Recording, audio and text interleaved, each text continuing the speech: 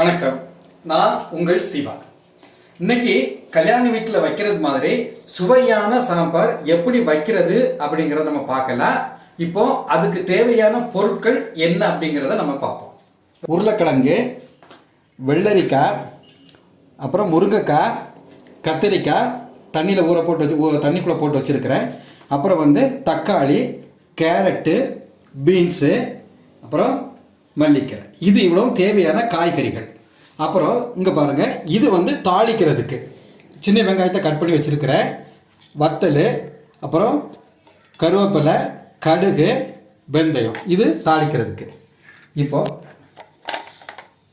இப்போ அப்புறம் சின்ன வெங்காயம், பூண்டு, பெருங்காயம், பச்சை மிளகாய், பருப்பு, இது இவ்வளோ பருப்பு கூட போட்டு வேக வைக்க போகிறோம். சரிங்களா?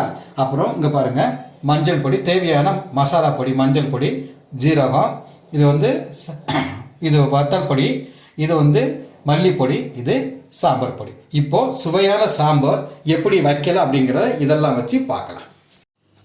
இப்போ பாருங்கள், பருப்பை நான் சுத்தம் செய்து கழுவி 1 கப்பு பருப்புக்கு 2 கப்பு தண்ணி எடுத்துருக்கிறேன்.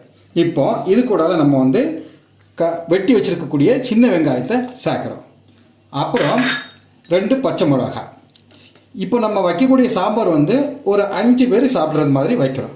அப்புறம் பெருங்காயம், அப்புறம் உரித்த பூண்டு, நம்ம கட் பண்ணி வெட்டி வச்சுருக்கக்கூடிய பூண்டு. இதில் முக்கியமான விஷயம் என்னென்னா, பருப்பு குழம்பு எப்போ ருசி வரும்னா சின்ன வெங்காயமும் பூண்டும் சேர்க்கக்கூடிய அளவை பொறுத்து நல்ல ருசி வரும். நம்ம சாம்பாருக்கு தக்காளி சேர்க்கறதுனால புளி குறைவாக சேர்த்தா போதும். இப்போ சாம்பார் வைக்கிறதுக்கு நான் 2 கப்பு தண்ணி எடுத்துருக்கிறேன். பாருங்கள், தாளியில் 2 கப்பு தண்ணி எடுத்துருக்கிறேன். இனியும் இப்போ காய்கறியெல்லாம் நம்ம போடுவோம். முதல்ல நம்ம உருளைக்கிழங்கு உள்ளே போடுவோம். அப்புறம் கேரட்டை நம்ம உள்ளே போட்டுருவோம். இப்போ அடுப்பு ஒரு நார்மலான தீயில் எரிஞ்சிட்ருக்கு. இப்போ முருங்கைக்காயை நம்ம போடுறோம். 2 கப்பு தான் தண்ணி எடுத்துருக்கிறேன். அப்புறம் கத்திரிக்காய், இப்படி எல்லா காய்கறியும் நம்ம உள்ள ஒவ்வொன்றா எடுத்து போட்டுருவோம். பீன்ஸு, அப்புறம் வெள்ளரிக்காய், அப்புறம் தக்காளி. இப்போது உப்பு கொஞ்சம் காய்கறி வேகிறதுக்கு கொஞ்சம் இந்து உப்பு நம்ம பயன்படுத்த போகிறோம். கொஞ்சம் இந்து உப்பு போட்டு இதை ஒரு மூடி நம்ம வேக வச்சுருவோம். சரி, அப்படியே மூடி வச்சுருவோம். இது ஒரு 10 நிமிஷம் நீங்கள் அப்படியே வச்சுருங்க. இந்த காய்கறி பாதி அளவு வெந்த பிறகு நம்ம மசாலாலாம் சேர்க்கலாம். பாருங்கள், இப்போ காய்கறி ஒரு லைட்டாக ஒரு அரை பதத்துக்கு கொஞ்சம் குறைவாக வெந்திருக்குது. இந்த நேரத்தில் நம்ம மசாலா பொடியை போடுவோம். சாம்பார் பொடியை தவிர மற்ற மசாலா பொடியெல்லாம் நம்ம இப்போ போட்டுடலாம். பாருங்கள், மஞ்சள் பொடி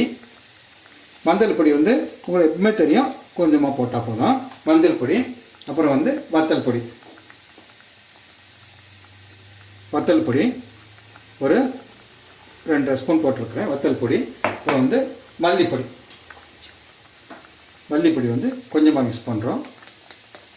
ஏன்னா கடைசியில் சாம்பார் பொடி நம்ம போடுறதுனால மல்லிப்பொடி கொஞ்சம் போட்டால் போதும். அடுத்தது இவ்வளோ போட்டால் கொஞ்சம் சீரகம் நம்ம போடுறோம். கொஞ்சமாக எப்போவுமே எந்த குழம்பு போட்டாலும் கொஞ்சம் சீரகம் யூஸ் பண்ணுறது நம்ம உடலுக்கும் ஆரோக்கியத்துக்கும் நல்லது. திரும்பவும் இப்போ லேசாக கலக்கி விட்டுக்கலாம்.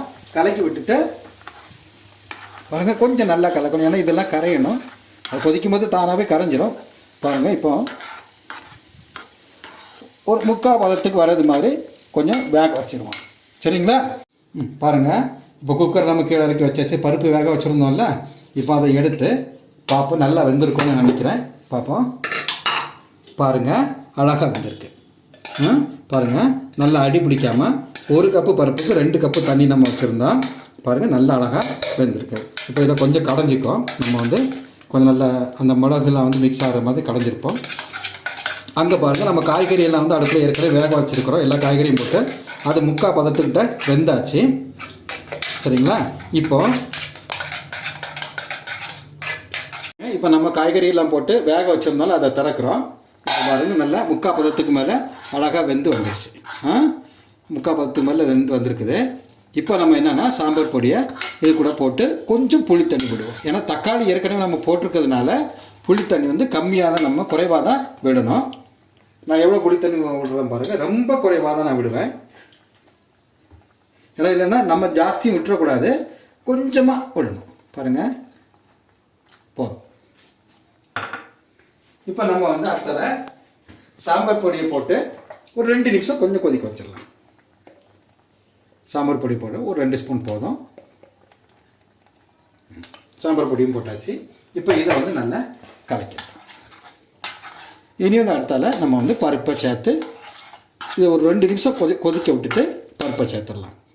பாருங்கள், இப்போ நம்ம வேக வச்ச பருப்பை கொஞ்சம் ஒரு கப்பு தண்ணி சேர்த்துருக்கிறேன். பருப்பில் தண்ணி சேர்த்து இப்போ நம்ம வந்து வேக வச்ச காய்கறி கூடல சேர்த்துடலாம். சரிங்களா? இப்போ ஒரு கலர் கிண்டி விட்டுருவோம். கொஞ்சம் கிண்டி விடுவோம்.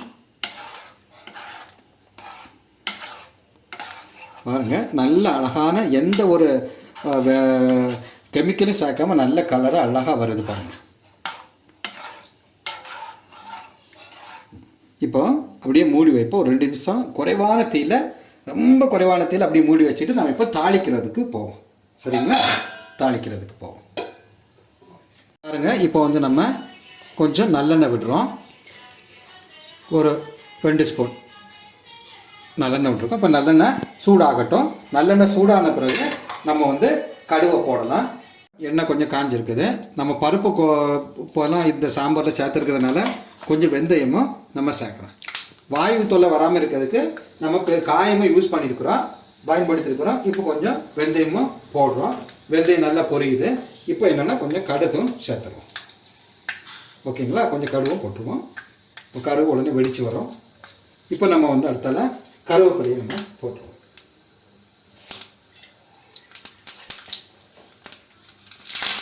கருவேப்பிலை போட்டாச்சு. கருவேப்பிலை போட்ட பிறகு வந்து நம்ம காஞ்ச வத்தல் ஒரு 2 பீஸ் கூட 2 வத்தல் கூட நம்ம போட்டுப்போம். காஞ்ச வத்தல் போடுறோம். அப்புறம் வந்து சின்ன வெங்காயம் வந்து அதில் போடுறோம். சின்ன வெங்காயம் வந்து போட்டிருக்கோம். இதை வந்து ஒரு நிமிஷம் அப்படியே குறைவான தீயில் வந்து கொஞ்சம் நம்ம வதக்கணும். இந்த வெங்காயம்லாம் அழகாக வதங்கி நல்ல ப்ரௌன் கலருக்கு வந்துடுச்சு. இப்போ இந்த தாளிச்ச இந்த இதை எண்ணெயோடு சேர்த்து நம்ம சாம்பாருக்குள்ளே விடுவோம். சாம்பாருக்குள்ளே விட்டாச்சு. இப்போ நம்ம பருப்பில் கொஞ்சம் தண்ணி சேர்த்ததுனால கொஞ்சம் உப்பு நம்ம சேர்க்கணும். ஏன்னா பருப்பில் வந்து தண்ணி சேர்த்துருக்குறோம். அதனால் கொஞ்சம் உப்பு நம்ம வந்து சேர்த்துக்கிட்டா நல்லது. கரெக்டாக வந்து சரியாக இருக்கும். தேவையான அளவுக்கு வந்து கொஞ்சம் உப்பு நான் வந்து கரெக்டாக சேர்க்குறேன். தேவையான அளவுக்கு மட்டும்தான் நான் சேர்க்குறேன். ஜாஸ்தியாக கூட நான் சேர்க்கலை. உப்பு நம்ம தண்ணி சேர்த்ததுனால இப்போ இதை சேர்த்துருக்குறோம். கொஞ்சம் கலரி நம்ம விட்டுடுவோம். இப்போ சாம்பார் ரெடி ஆகிடுச்சு. கடைசியாக வந்து நம்ம மல்லிக்கீரையை போட்டு ஒரு 5 நிமிஷம் அப்படியே நம்ம மூடி வச்சுருவோம். மல்லிக்கீரையை போட்டோடனே நீங்கள் வந்து தீயை அணைச்சிடலாம். இப்போ மல்லிக்கீரையை போட்டு 1 நிமிஷம் அப்படியே மூடி வைக்கணும்.